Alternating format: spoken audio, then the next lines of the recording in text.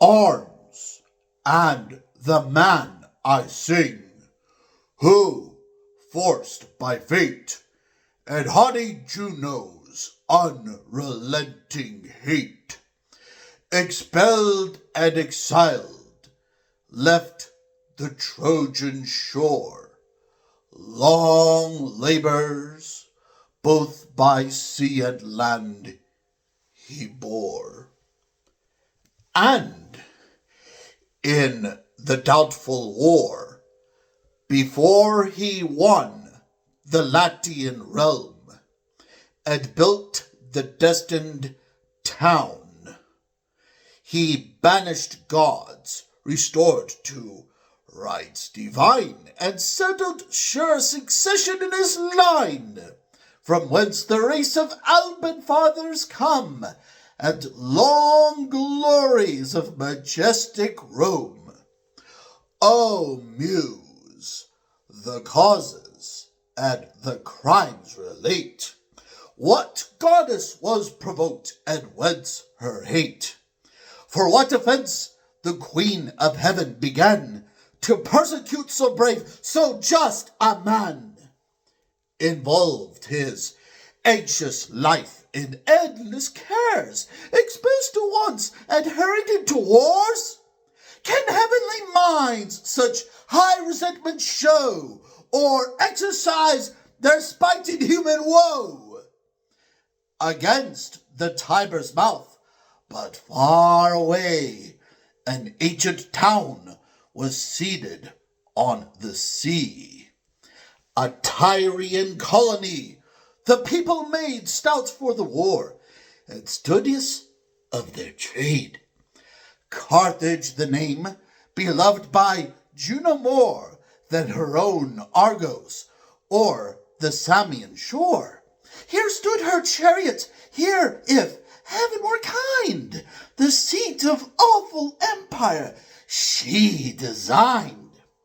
Yet she had heard an ancient rumor fly, long cited by the people of the sky, that times to come should see the Trojan race, her Carthage ruin, and her towers deface. Nor thus confined, the yoke of sovereign sway should on the necks of all the nations lay. She pondered this, and feared it wasn't fate, nor could forget the war she waged of late, for conjuring Greece against the Trojan state. Besides, long causes working in her mind, and secret seeds of envy lay behind, deep graven in her heart. The doom remained of partial Paris, and her form disdained, the grace bestowed on ravished Ganymede, Electra's glories, and her injured bed. Each was a cause alone, and all combined to kindle vengeance in her haughty mind. For this, far distant from the Latian coast, she drove the remnants of the Trojan host, and 7 long years the unhappy wandering train were tossed by storms and scattered through the main. Such time, such toil required the Roman name, such length of labor, so vast a frame. Now scarce the Trojan fleet, with sails and oars, had left behind the fair Sicilian shores, entering with cheerful shouts the watery rain, and plowing frothy furrows in the main. when, laboring still with endless discontent, the Queen of Heaven did thus her fury vent. Then am I vanquished, must I yield, said she, and must the Trojans reign in Italy? So fate will have it, and Jove adds his force, nor can my power divert their happy course. Could angry Pallas with revengeful spleen the Grecian navy burn and drown the men, she for the fault of one offending foe the bolts of Jove himself presumed to throw.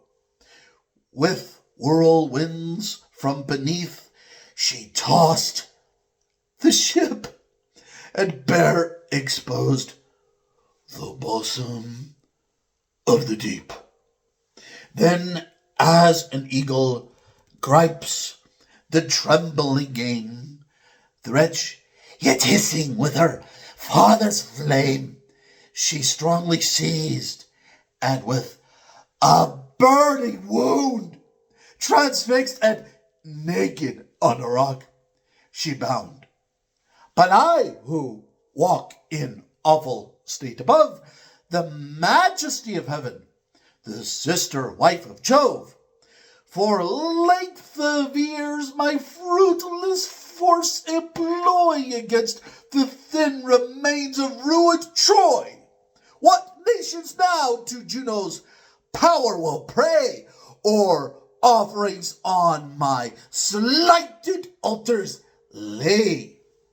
Thus raged the goddess, and with fury fraught the restless regions of the storms she sought, where in a spacious cave of living stone the tyrant Aeolus from his airy throne with power imperial curbs the struggling winds, and sounding tempests in dark prisons binds.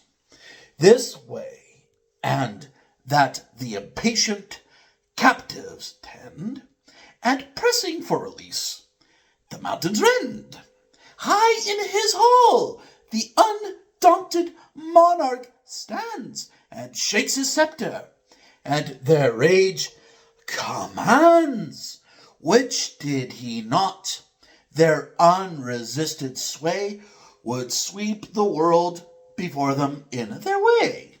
Earth, air, and seas through empty space would roll, and heaven would fly before the driving soul. In fear of this, the father of the gods confined their fury to those dark abodes, and locked them safe within, oppressed with mountain loads, imposed a king with arbitrary sway to loose their fetters or force their allay, to whom the suppliant queen her prayers addressed, and thus the tenor of her suit expressed. And thus the tenor of her suit expressed.